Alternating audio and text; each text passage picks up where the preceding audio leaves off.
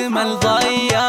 ام عبد الله حلاها باب مثل القمر السماويه، رشوا لها الورد والريحان، وقوموا لها قدر وتحيه، وقوموا لها قدر وتحيه.